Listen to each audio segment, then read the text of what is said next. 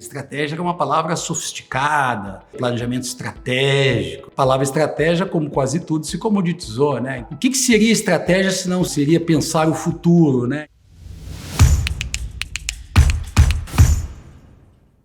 Bom, pessoal, boa noite. Estou muito feliz hoje com o nosso segundo encontro da nossa série de debates Transforma Engage.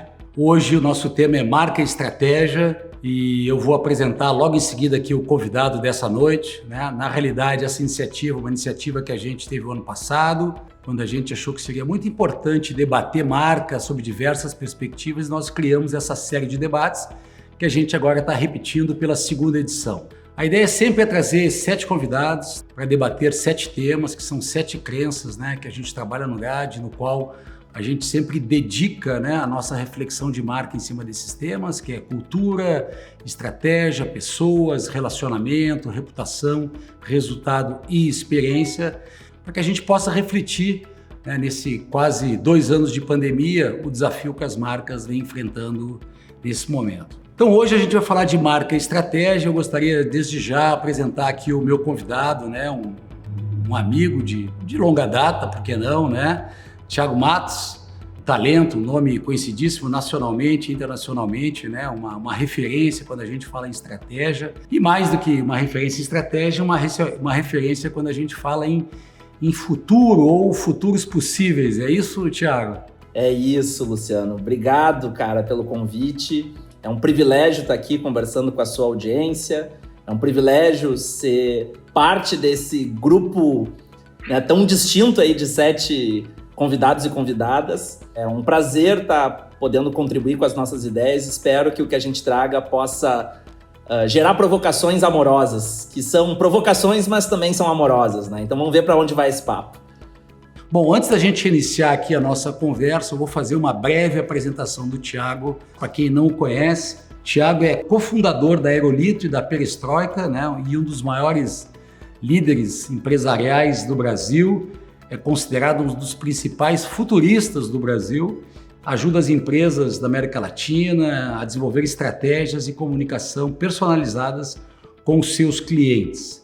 Com espírito empreendedor, Thiago é cofundador de diversas iniciativas empreendedoras da nova economia. Como escritor, seu livro Vai Lá e Faz é um manifesto ao empreendedorismo e depois a gente vai falar um pouquinho desse livro, até porque o Thiago anunciou há poucos dias a morte desse livro, eu quero entender um pouquinho mais, né? Thiago faz parte do corpo docente da Singularity University nos Estados Unidos e da Transdisciplinary Innovation Program da Universidade Hebraica de Jerusalém, além de ser um líder e também, como eu já disse, cofundador da Aerolito.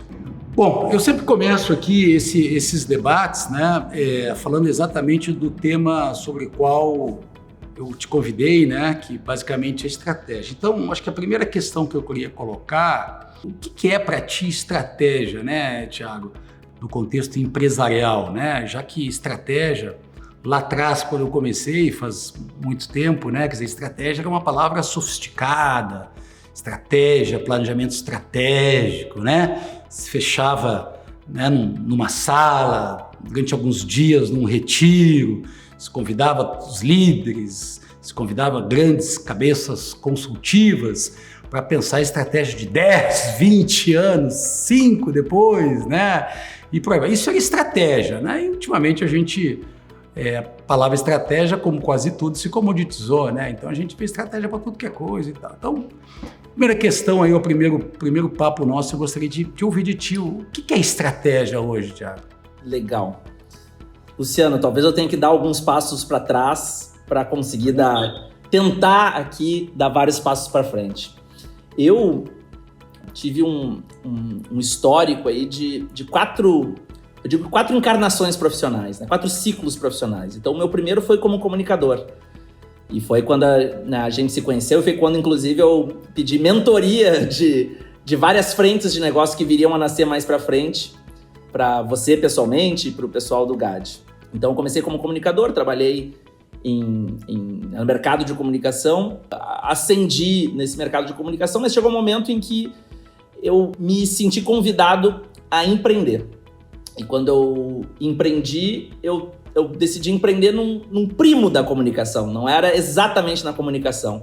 Eu olhava para o mercado de comunicação do Sul, né, que é de onde eu sou, e dizia, não tenho nada mais a contribuir, já existe o GAD aí ocupando um monte de, né, um bom espaço, eu não tenho mais nada a contribuir. Quem sabe eu crio algo complementar, algum mercado que não esteja tão bem atendido.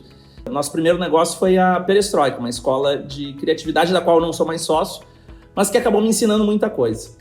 E lá eu tive a oportunidade, eu acho que pela primeira vez, de criar uma marca do outro lado do balcão, que eu acho que existe essa grande diferença, né? Quando a gente é um estrategista para um terceiro, eu acho que a gente pensa de uma forma. Quando a gente empreende, como nós dois, eu acho que passa a ter um espectro mais amplo do que a estratégia de marca, né? E depois disso eu acabei tendo a oportunidade de empreender em outras frentes mais ligadas a essa nova economia, mas por fim eu entrei nesse lugar chamado futuros, eu gosto de usar no plural, né? Então hoje eu trabalho muito mais como uma consultoria de futuros, de olhar de futuros, do que qualquer outra coisa. E por que eu fiz esse recap? Porque eu acho que a minha visão foi mudando muito ao longo da história. Só acho que ela foi entrando em afinidade com os meus valores do momento.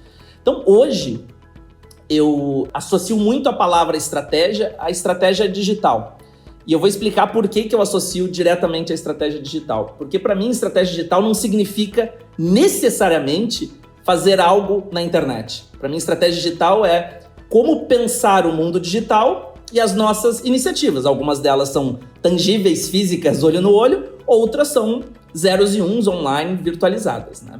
Então, o meu entendimento está muito calcado numa frase famosíssima do Michael Porter. Eu tive a chance de estudar um período, uma imersão rápida em Harvard com o Michael Porter. Ele tem aquela frase famosa, né, que é estratégia não é o que você faz, é o que você decide não fazer, né? Essa premissa me perturbava muito, porque quando eu conversava com lideranças sobre transformação digital, estratégia digital, eu percebia que todo mundo queria fazer tudo, né? Tinha que ter um app, tinha que ter um e-commerce, tinha que ter tudo em redes sociais. Eu dizia, cara, mas o conceito básico lá que eu aprendi diz exatamente o contrário. Então deixa eu começar a conversar com essas lideranças para entender o que elas acham que é estratégia digital, transformação digital. Daqui a pouco eu sou o ignorante da história, eu sou o cara mais burro da sala e não sei. Eu comecei a perguntar para as pessoas o que elas achavam, né, CEOs, lideranças, presidentes, presidentas de empresas, o que elas achavam que era estratégia digital, transformação digital. E eu vi que a maioria não conseguia responder. Então eu fiz um trabalho de tentar criar uma definição que ajudasse as pessoas a pensarem sobre esse assunto, e a minha definição é a seguinte: estratégia, por consequência, estratégia digital, é entender as 4 forças dominantes da internet, que eu já vou explicar quais são, criar um plano de diversificação das nossas frentes de negócios, levando em conta essas 4 forças dominantes e sabendo que não é um bingo, né? A gente não precisa estar em todas, porque a estratégia não é o que a gente faz, mas o que a gente decide não fazer. Então, as 4 forças dominantes da internet, na minha visão, é tudo que puder ser digitalizado será, tudo que puder ser personalizado será, tudo que puder ser automatizado será e tudo que puder ser distribuído será. Por distribuído, é produzido na ponta. Então, em vez de uma fábrica de cerveja fazer cerveja num parque industrial, mandar para um CD e depois distribuir, a fábrica de cerveja está na casa da pessoa. E aí, com essas 4 premissas, a gente começa a entender que existem pelo menos 3 eixos na análise de uma estratégia. Um primeiro eixo é do modelo de negócio. Então, meu modelo de negócio é um modelo de negócio clássico. Por clássico é o piramidal, né, com alta cúpula, gerenciamento médio e força de trabalho. Ele é um modelo de plataforma, que seria a uberização, né? Eu tenho a alta cúpula, o gerenciamento médio é feito por inteligência artificial e a força de trabalho são os microworkers, né? Gig economy, freelancers, como a gente quiser chamar. Ou um modelo pós-digital, que é um modelo que trabalha com um princípio chamado smart contracts. Está diretamente associado ao protocolo blockchain. Então, quanto mais para a direita eu estou indo, mais transformado digitalmente eu estou. Num outro eixo, eu avalio se as minhas expressões empresariais são não digitais, digitalizadas ou pensadamente digitais. Não digitais é olho no olho, é tangível. Uma loja de moda de shopping center é não digital. Digitalizada é quando eu escaneio, metaforicamente, eu escaneio isso e levo para zeros e uns. Então, um e-commerce ele não é digital, ele é digitalizado. Eu uso a lógica presencial e levo a zeros e uns. Um EAD, ele não é digital. Ele é escola escaneada e levada a zeros e uns. A mesma lógica, né? E pensadamente digital é tudo que foi construído para funcionar na internet, né? Foi construído dentro da lógica da internet. A mesma loja de shopping de moda que eu falei, eu poderia pegar um pensadamente digital, um dos lugares que eu compro as minhas roupas, chamada M. Taylor, que você compra a roupa por celular, no final da compra você aperta um botão, escaneia o seu corpo e ela faz sua medida para você. Então isso é usar a internet como internet, não é adaptar a internet. E o terceiro eixo é o que eu chamo de economia. A gente pode estar na economia do tangível, que é o vendo copo, vendo garrafa, vendo carro. A economia do intangível, que é vender branding, vender educação. Ou a economia da presença. A economia da presença ela é meio tricky, assim, porque é quando eu preciso estar presente para que o serviço aconteça. Por exemplo, um cabeleireiro. Eu não consigo fazer uma chapinha virtual.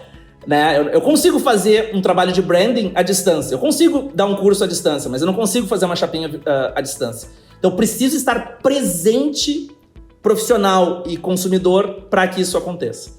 Quando a gente cruza tudo isso, dão 18 espaços, 18 possibilidades. Quando eu ponho esse mapa na mesa e penso onde eu estou, onde eu não estou, onde eu queria estar, onde eu não queria estar, onde a concorrência está, onde uma empresa que eu admiro, né, uma empresa, sei lá, de outra área está, e eu vou fazendo essas análises, aí tem um mapa, né, onde quanto mais as 4 forças dominantes estão contempladas, mais digitalmente eu estou igualmente contemplado. Quando eu abro esse mapa, para mim, eu enxergo a tal da estratégia digital. Então, recuperando o conceito, estratégia, para mim, está diretamente associado ao mundo digital, porque é a minha realidade atual, né? E está diretamente associado a esse mapa. Agora, se você não quiser uma resposta tão ferramental, assim, eu daria uma outra resposta.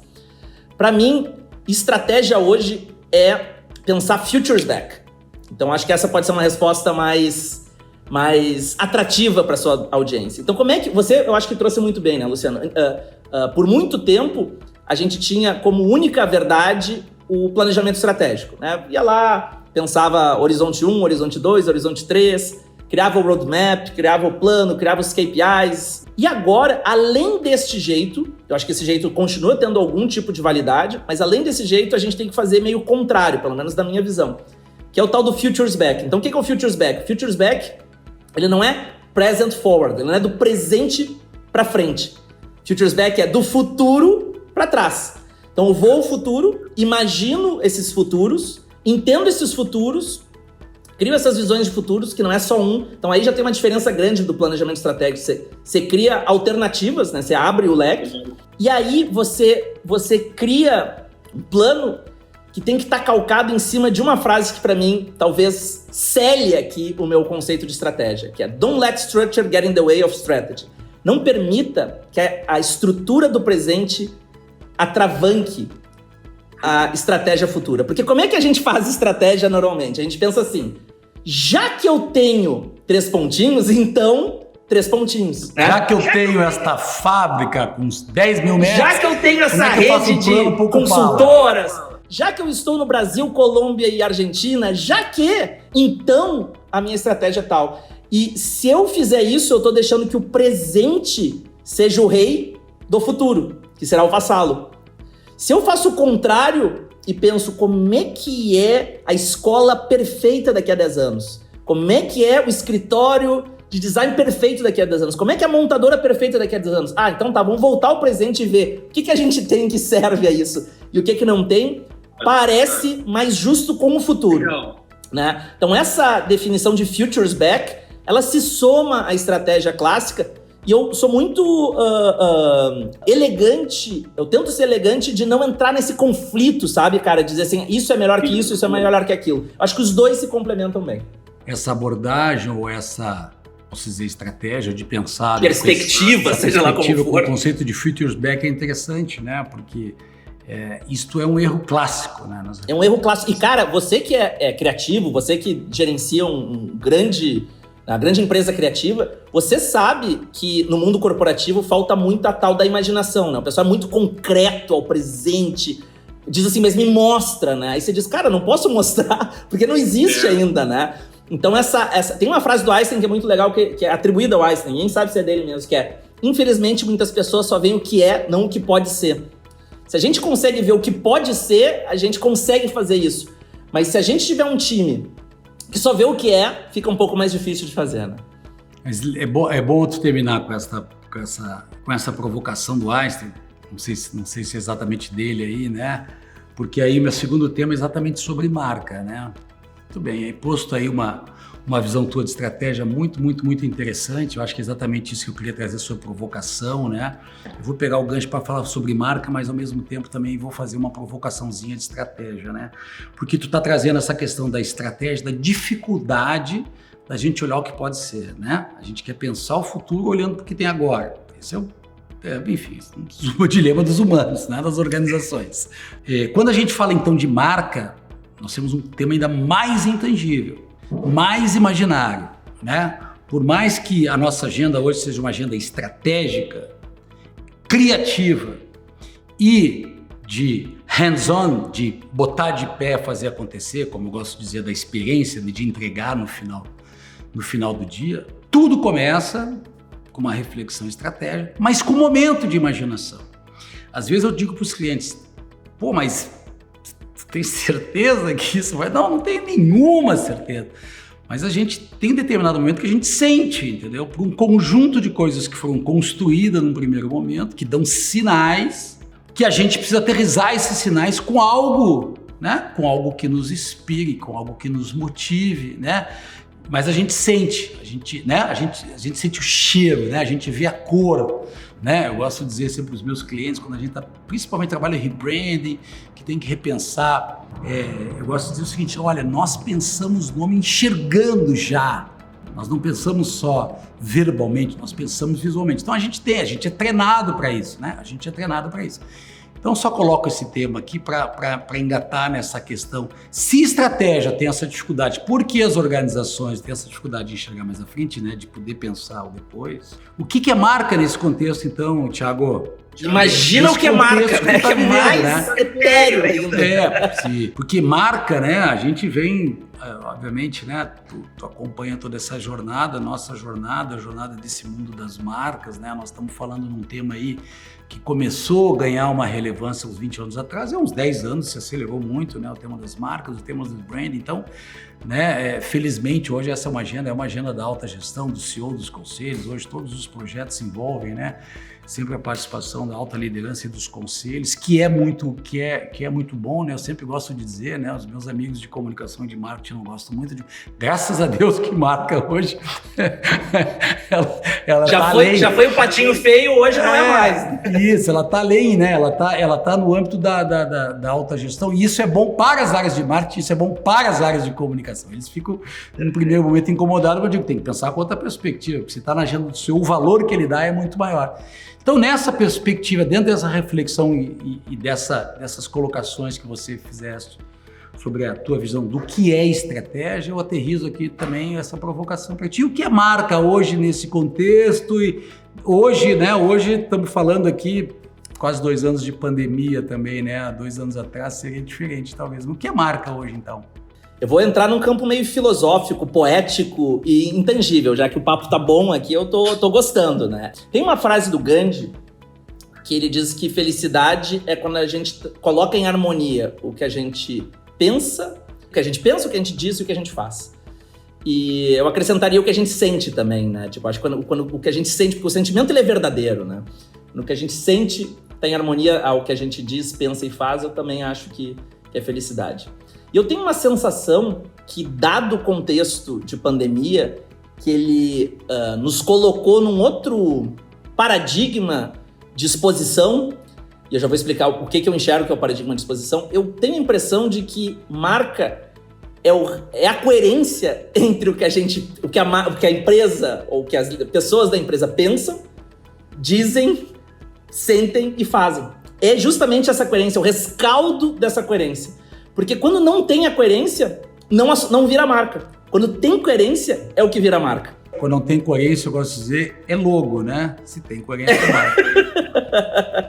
Ótimo, é isso aí, é bem isso.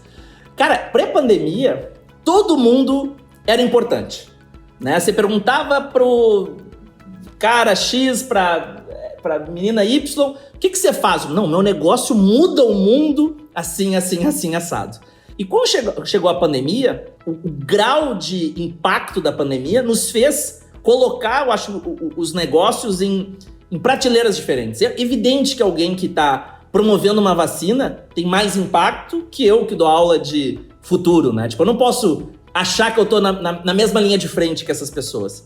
Então, teve muita empresa que conviveu anos e anos com essa incoerência, muitos executivos conviveram anos e anos com essa incoerência, chegou a pandemia, a pessoa olha esse mundo e diz assim, peraí, o que eu tô fazendo, né? Será que eu tô fazendo melhor ao mundo? Será que ajuda de fato as empresas? Será que eu não tô aqui, né, numa egotrip? Muita gente teve que dar passos para trás e reconstruir o seu branding, reconstruir a sua marca, reconstruir a sua coerência a partir dessa reflexão, né? Eu até tuitei que o que congelava as pessoas no início da pandemia, eu acho que eram duas coisas. Primeiro, uma sensação de possível crise econômica, né? Pensando, acho que as pessoas não vão comprar o que eu ofereço. E a segunda era uma possível sensação de crise existencial. Se as pessoas não querem o que eu ofereço, será que eu tenho relevância mesmo para o mundo? Eu acho que esses dois conflitos existiram. Então, para mim, cara, quando a gente pega uma marca, espreme a marca, espreme todos os movimentos da marca e diz, olha, será que a alta cúpula pensa isso mesmo? Será que as pessoas pensam isso mesmo? Olha, ela tá dizendo isso. Pô, tá em coerência esses dois? Eles sentem isso, né? Não é não é uma estratégia fria, fake. As pessoas sentem isso e faz isso. Pô, se tudo isso tá em consonância, o rescaldo disso, qualquer que seja o que pensa, seja o que diz, seja o que sente ou seja o que faz, vira marca pra mim. E eu acho que esse caminho, cara, é um caminho de verdade. Eu sei que você acredita muito nessa verdade, na coerência, na dizer o que a gente acredita mesmo, mas por muito tempo, Luciano, você me corrige até se eu estiver errado, existia até uma falsa malandragem, tipo, não, vamos tapar aqui o sol com a peneira e vamos dizer isso aqui porque é o legal do momento, né? E eu acho que isso não é mais aceitável, né? Não, muito bom tu tá trazendo essa visão, porque tu sabe que sempre tive um olhar sobre marca, um olhar que eu gosto de dizer sistêmico, né? Talvez até um pouco pela formação, eu sou arquiteto de formação, né, Thiago, você sabe. O olhar e o compromisso sempre que a gente estabeleceu sobre as marcas sempre foi de longo prazo e foi mais de concretude, né? Tem um viés diferente, quem vem da comunicação, ou quem vem de business e quem vem até de arquitetura, né? Muitos profissionais dessa área, até porque nós não temos escolas ligadas ao tema de marca ou de design, né? E basicamente tínhamos escola de comunicação. No passado, então, tinha muitos profissionais de arquitetura. Então, a gente tem uma visão de realização, uma visão mais sistêmica, né? Tanto que se usa a palavra arquitetura para várias coisas, né? Para várias dimensões.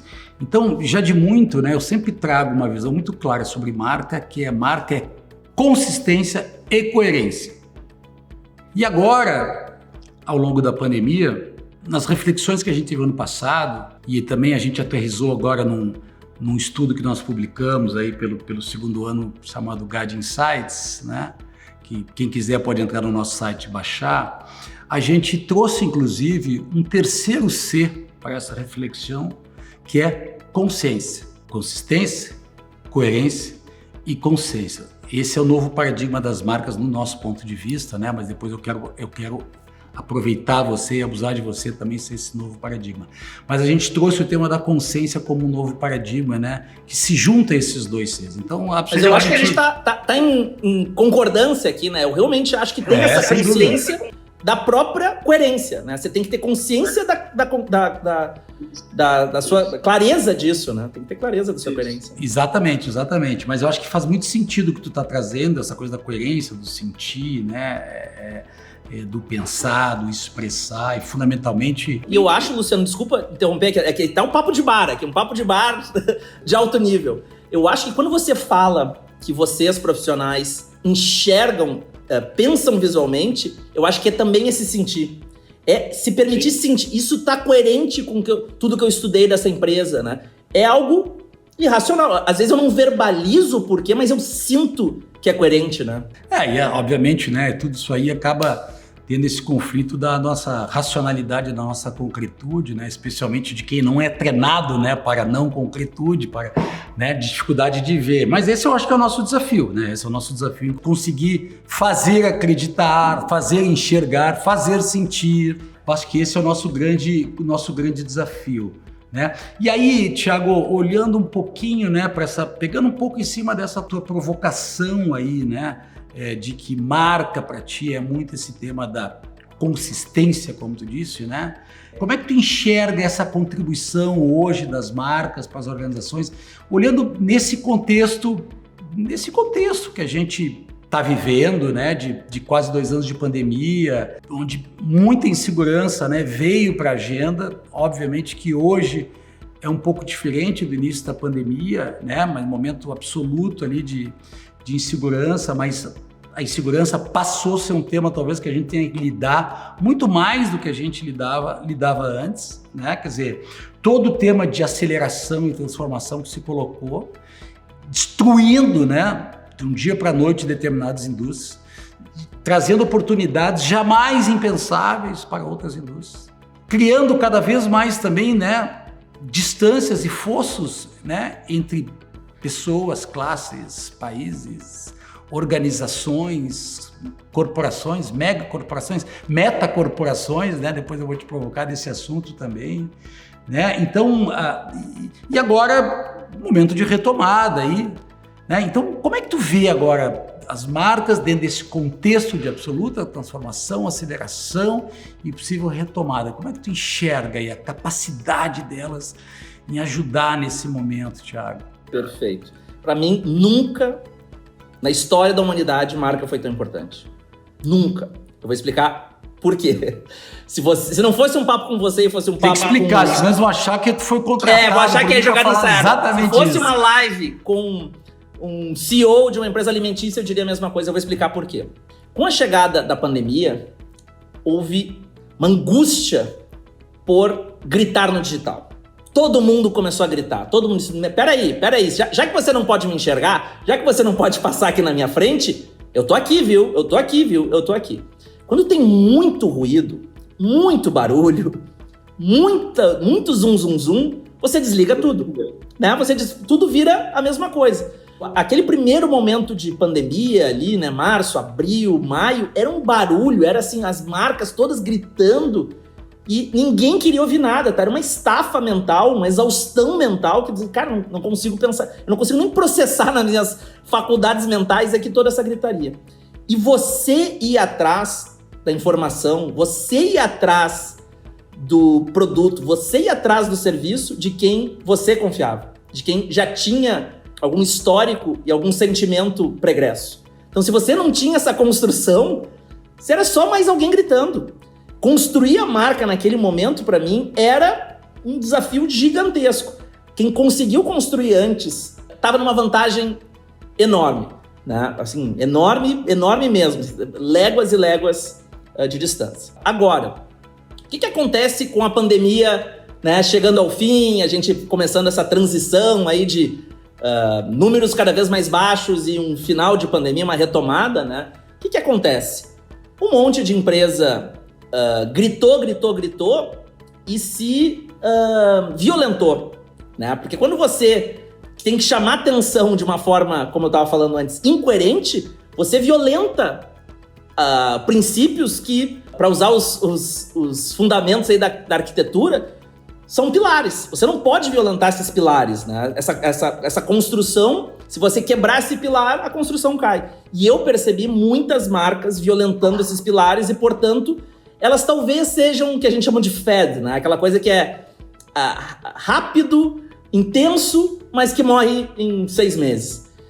Portanto, quem soube resistir essa tentação de não ficar gritando por gritar, quem soube resistir à tentação de fundamentar e reforçar os seus pilares, quem resistiu à tentação de manter a coerência com consciência, a consciência da coerência, sai fortalecido da pandemia. E quem só gritou e trabalhou num senso de urgência, eu entendo, né? Não quero aqui ser ser desumano com quem precisava gritar e que não tinha nenhuma estratégia de marca, que não tinha nenhuma marca. Eu entendo, é uma questão de sobrevivência. Mas quem fez isso, eu acho que muitas vezes se comoditizou, porque só ficou mais um gritando, ou se violentou nos seus pilares e agora para reconstruir a marca vai ser um grande desafio. Então eu realmente acredito nisso e espero que mais gente pense sobre esse assunto com profundidade, sabe? Porque muitas vezes a gente pensa ali na construção de marca do imediatismo, né? E a gente não está falando aqui de fazer um plano de 10 anos e nunca mudar, não é isso. Mas do imediatismo da semana, do mês, e esquece desses pilares que eu acho que eles são fundamentais, né? E essa coerência, principalmente, que é fundamental. Eu fico pensando aqui em cima do que tu falou, que é o seguinte. Tem muita gente que gritou porque precisava vender, porque precisava se colocar com uma agenda diferente, porque não tinha nem o que ofertar naquele momento. Gritou porque queria aproveitar uma oportunidade também de se colocar talvez mais próximo do que sempre foi. Então teve várias maneiras aí, né? Particularmente eu gosto de dizer que no início lá da pandemia, né, houve, né, eu gosto de brincar que depois das lives, né, talvez a palavra mais falada foi propósito, né? Então tivemos pandemia, live-demia e propósito-demia. Então o que a gente ouviu de marca começar a falar em propósito foi uma loucura. É óbvio que quando a gente fala em marca, né, no mundo, né, o que a gente atua, né, Thiago, nós estamos falando aqui de uma ponta da pirâmide. Aquele cara que aparece, aquele cara que tem mídia, que tem produto, já tem uma história, tem uma trajetória, tem uma estrutura, tem uma série de coisas. Mas tem um mundão aí, né? Tem um mundão de gente chegando, abrindo novos negócios, tem organizações aí centenárias que não sabem para que lado correm, tem organizações aí que se aceleraram muito e se colocaram bem dentro desse contexto, né? Eu queria te ouvir um pouquinho sobre essa diversidade.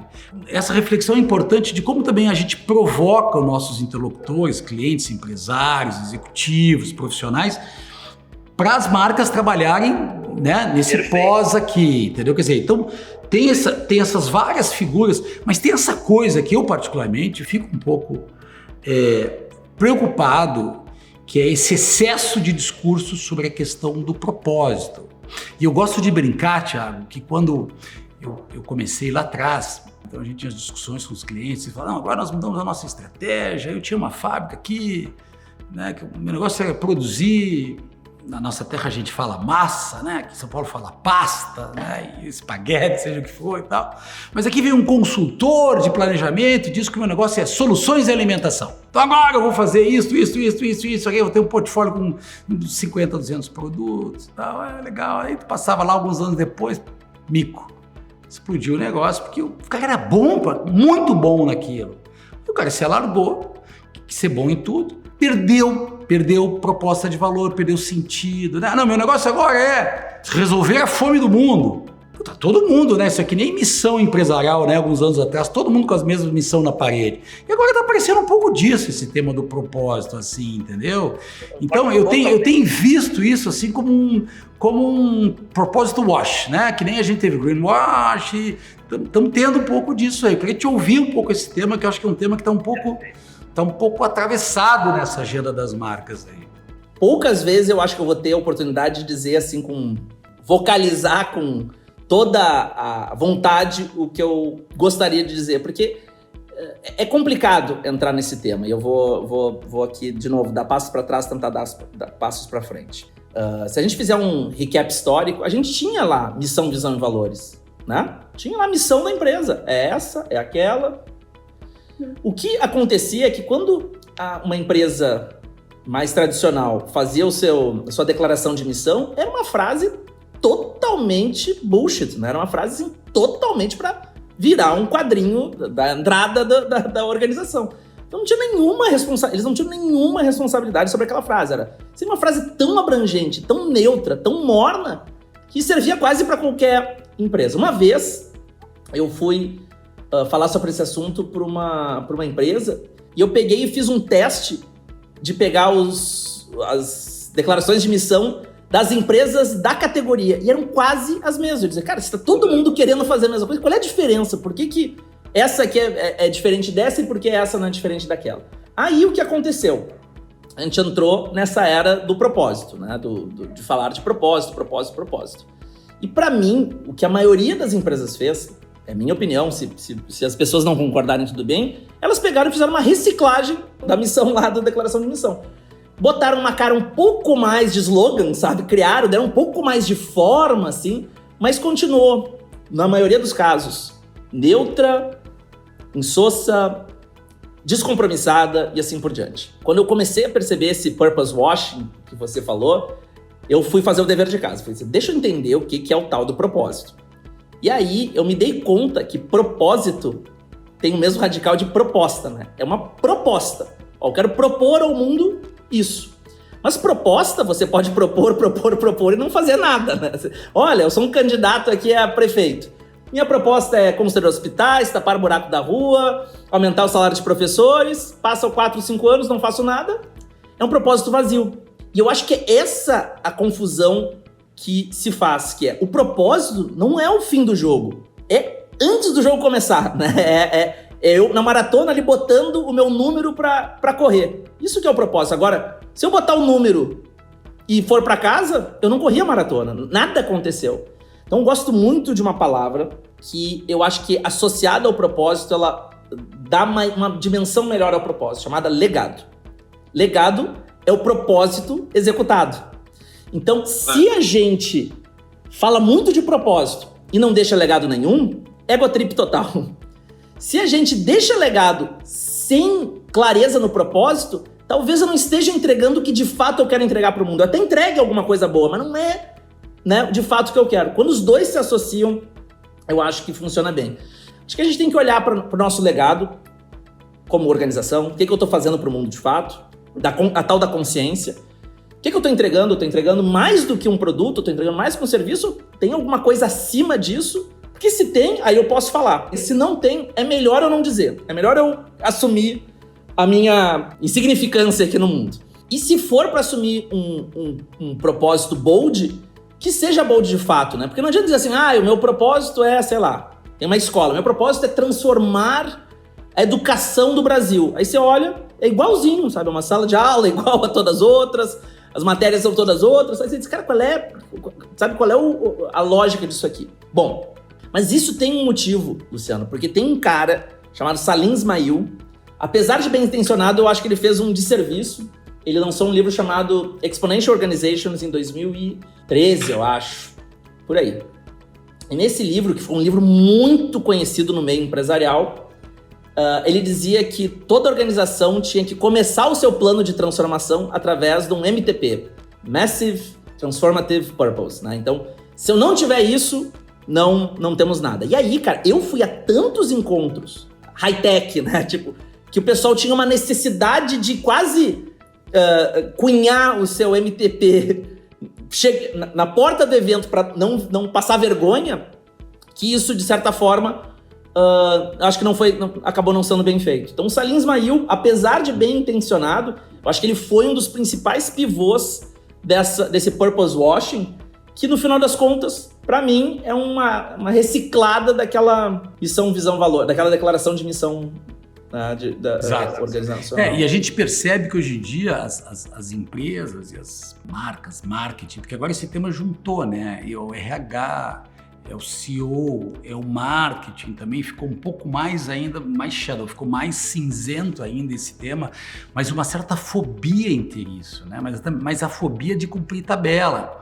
Porque outro tem propósito, então precisamos aliar o nosso tema de cultura e tal. Então ficou uma certa fobia desse negócio. O statement, a preocupação com o statement. Entendeu? Agora a preocupação com o dia a dia, com a construção, com a coerência, com a consistência, né? Parece que agora, não, eu vou resolver o tema da consciência colocando um statement com uma pegada mais social, mais ESG, né? Que é o tema, enfim, e de novo, desvio, distrações, entendeu? Passam a ser distrações. Então, me parece que no final do dia, assim, a gente tem, né, recicladamente, já que tu está dizendo que é, né, um facelift de emissão, visão, valores, sempre vem de tempos em tempos algumas distrações nesse processo de construção, entendeu? Porque se a gente for olhar, e eu gosto de dizer, as marcas que nós admiramos ao longo do tempo são marcas que são absolutamente coerentes, são marcas que são absolutamente consistentes, fazem isso, né? E conceitos, né? Eu diria que não necessariamente todas, enfim, depende muito dessa visão de consciência nesse contexto que a gente vive hoje, mas sempre tiveram isso, indiferente ao nome que se coloca. É a marca Nike, é a cultura Nike, é o propósito Nike, entendeu? É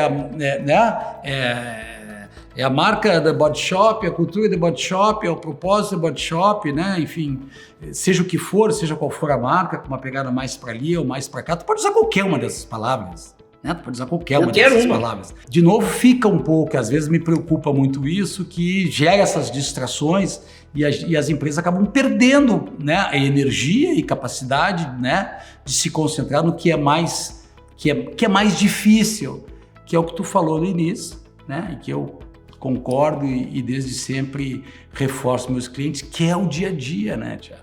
O sexo é sentar conosco, fazer uma reflexão sobre marca, sentar contigo, fazer uma reflexão sobre estratégias de futuro, né, naqueles dias ou naquele período e tal. Mas depois essa construção do dia a dia, né, o hard sell, ele é muito complexo, né, cara? E aí, para mim, é o grande turning point, né?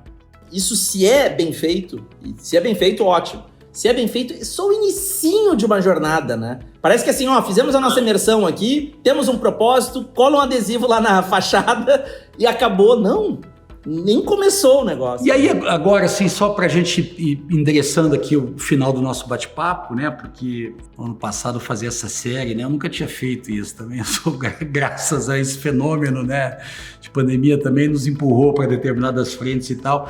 E além de adorar, eu aprendi que passa rápido demais essas conversas, é uma loucura, é muito rápido. Então a gente já está chegando próximo do nosso final aqui, né, Thiago?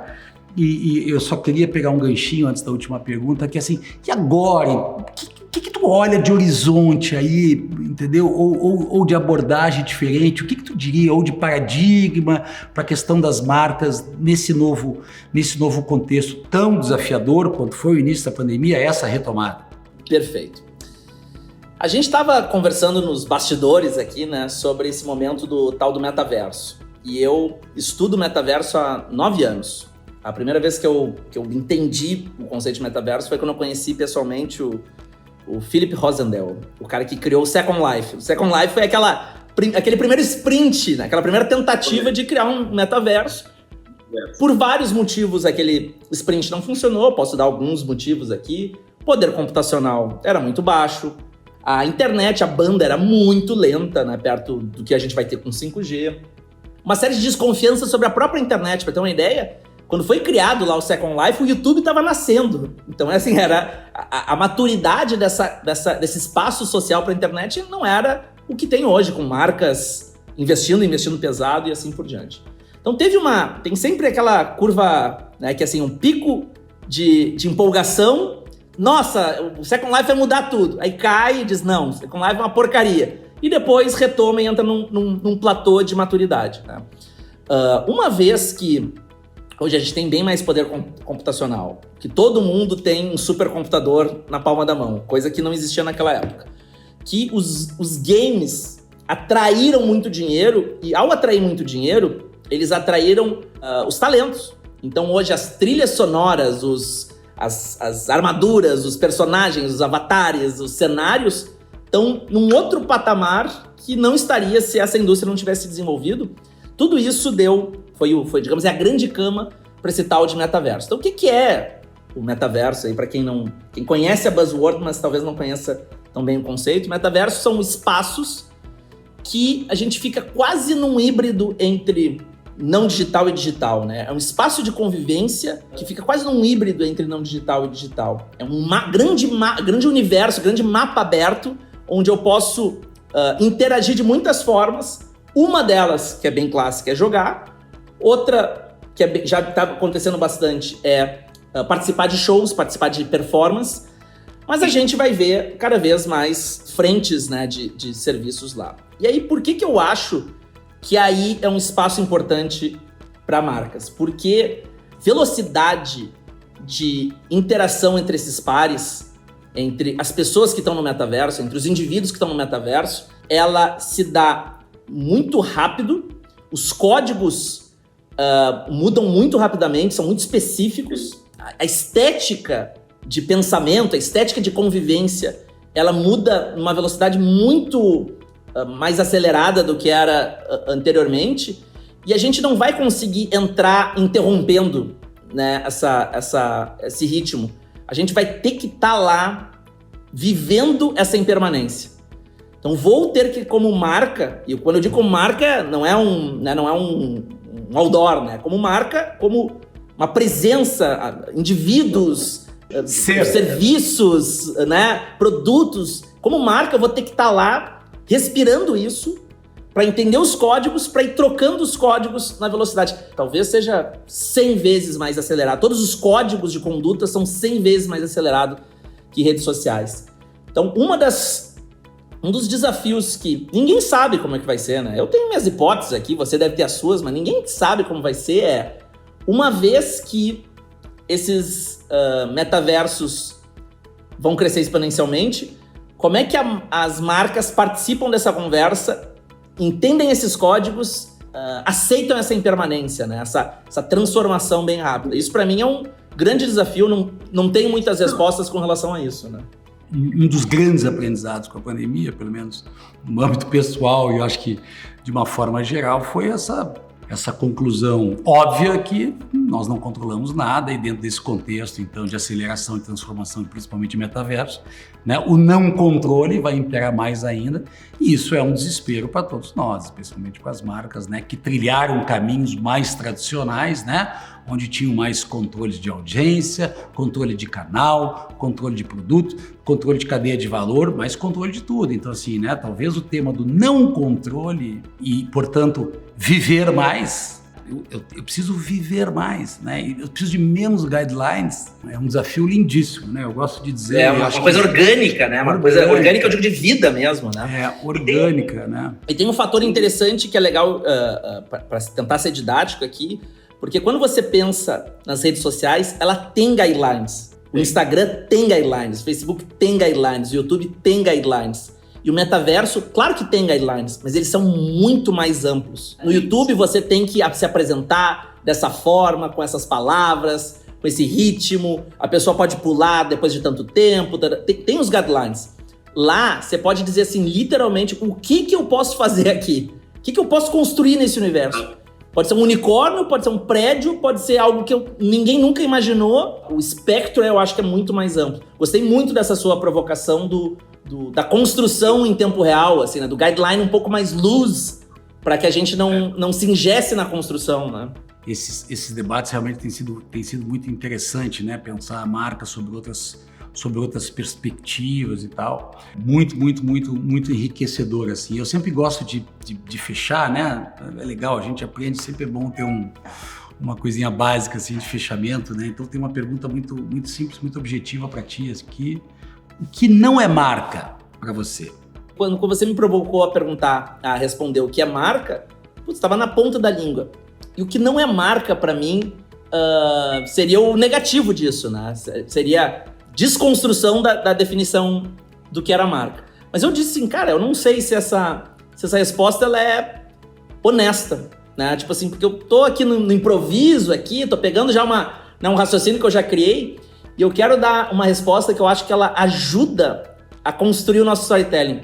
Eu não faço a menor ideia o que não é marca. A menor ideia.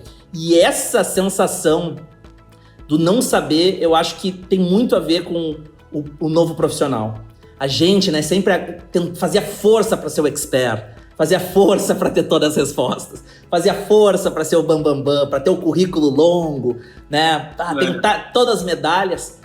E se eu me coloco nesse lugar de verdadeiramente, coerentemente não saber, eu crio a oportunidade de saber isso. Se eu pegar e aqui der uma definição e dizer, olha, é isso, eu provavelmente fecho a porta e selo esse assunto de maneira que eu não vá investigar tanto, mas se eu me vulnerabilizo aqui para você e para sua audiência dizendo, não tenho a menor ideia o que não é marca, eu já saio daqui, termino essa live e eu vou debulhar esse assunto, vou pesquisar esse assunto por ter tido contato como eu não saber. A primeira vez que inclusive que a gente se conheceu, eu tinha voltado dos Estados Unidos, eu estava fazendo uma bolsa, né? Eu tinha ganho uma bolsa para uma escola de criatividade nos Estados Unidos. Quando eu voltei, vou contar esse pequeno bastidor. Luciano se tornou um mentor, né, do que viria a ser a perestroika. Eu apresentei em primeira mão para ele, disse, olha, espera uns anos que o mercado não está pronto para isso. E esse conselho mudou a minha vida, então eu sou muito grato a isso. Naquela época eu tive um professor norueguês, que uma vez ele desenhou 2 círculos num guardanapo, um círculo pequeno e um círculo grande, assim. E eu perguntei para ele o que era isso. Ele disse, cara, o que tem dentro do círculo, né, o que está pintado aqui, é o que você sabe. O resto do guardanapo é o que você não sabe. E a circunferência, a fronteira entre o que você sabe e o que você não sabe, é o que você sabe que não sabe. E quanto mais você souber, mais você vai saber que não sabe, mais você vai se deparar com a ignorância de fato. Porque se você sabe muito pouquinho, a sua circunferência é muito pequena. Então, para mim, isso é uma métrica de sucesso. Quando eu me deparo com algo que é um verdadeiro não saber, é porque eu continuo expandindo esse saber. Então, não tem nenhum problema com me vulnerabilizar. E agradeço, inclusive, a oportunidade para, quando sair daqui, eu já estou olhando a minha biblioteca, pesquisar, retomar alguns assuntos que podem me ajudar a responder isso. Quem sabe, numa outra oportunidade, num outro café, eu consiga ter uma resposta. Mas agora, eu não tenho nenhuma. Tô rindo aqui, né, levemente, porque essa tua resposta de não ter a menor ideia me chamou a atenção 2 coisas, né? A primeira, porque eu gosto muito de usar essa expressão, quando os clientes perguntam, quando a gente começa o projeto, eu gosto de dizer para eles, eu não tenho a menor ideia onde a gente vai chegar. Os caras ficam um pouco assustados, né? Porra! A ideia de controle, né, cara? Tem que saber a resposta, eu não tenho a menor ideia. Não tenho a menor ideia de que vai dar isso, vai dar aquilo e tal. Assim, depois relaxa, entendem, né, e tal. Mas, ao mesmo tempo, né, eu também já ouvi falar que é muito legal e a gente consegue virar budista quando a gente se torna um ocidental rico. É muito bom e muito fácil a gente dizer, eu não tenho a menor ideia, depois já tem, né, Thiago? Tem o currículo, né, um longo currículo, eu que já tenho uma longa estrada, e a gente pode dizer, porque obviamente a gente está falando isso lastrado em toda a nossa experiência, em toda a nossa história, em toda essa nossa trajetória. A gente só pode, desculpa, Luciano, te interromper, eu acho que a gente só consegue abrir mão do que a gente já teve, né? Quando a gente tem essa segurança, a gente pode se colocar como inseguro. Eu acho que isso é importante também, né? E acho que para fechar o nosso bate-papo aqui, né, antes de te agradecer e fazer outros agradecimentos, eu acho que assim, esse aprendizado desses 2 anos que vieram com a pandemia, né, obviamente, né, ressaltando aí toda a crise que se viveu, tudo que aconteceu, enfim, na humanidade, as mortes e por aí vai, né? Mas eu acho que tiveram aprendizados importantes. Para mim, particularmente, né, esse desafio, né, eu tenho 36 anos de mercado aí, esse desafio de se desconstruir, né, se desconstruir e poder se construir novamente, podendo reconhecer que sabemos muito pouco, que ao mesmo tempo, né, temos um ambiente de oportunidade espetacular que a gente está vivendo, né, Thiago? Eu tenho dito para algumas pessoas aí, e algumas pessoas que trabalham comigo no GAD, assim, me sinto absolutamente desafiado, como se eu tivesse os meus 20 anos quando eu comecei lá atrás, né, que parece que tem tanta coisa que vai vir por aí tão maravilhosa, né? Então acho que também esse espírito, né, levar esse espírito para os clientes, né, apesar de querer sempre ter a resposta, a racionalidade, o controle, levar esse espírito para os clientes é um espírito muito legal, entendeu? Porque é um espírito de oportunidade, de transformação, de um novo olhar, né? Bom, tu vive fundamentalmente disso, né? Sabe muito bem o que eu estou falando, mas eu agradeço aí o nosso bate-papo, Thiago, imensamente, foi maravilhoso, né? Quer dizer, não é de hoje, de muito tempo eu queria ter um bate-papo contigo, agora estou tendo um bate-papo aqui, né, dentro da nossa série de debates, nosso Transforming GAD, então queria te passar a palavra aí para o teu agradecimento final, que depois eu faço só o fechamento aqui. Legal, eu que agradeço, é um privilégio, eu, né, digo e repito, assim, aqueles conselhos mudaram o rumo da minha vida, mudaram definitivamente, foi uma bifurcação aquela reunião na sua sala, e eu queria terminar com 2 questões que eu acho que se amarram a isso que você está está trazendo dessa vastidão de oportunidades, né? A primeira é um tweet que uma vez eu percebi que mudança carrega dentro de si a palavra dança. Mudança carrega dança. E aí eu percebi que, assim, se para nós mudar é um compromisso, sabe? Vira uma marcha, vira uma marcha reta, rígida, vira aquele plano duro, né? Se vira uma dança, se inovação é uma dança leve, fluida, divertida, ela entra naturalmente na nossa rotina.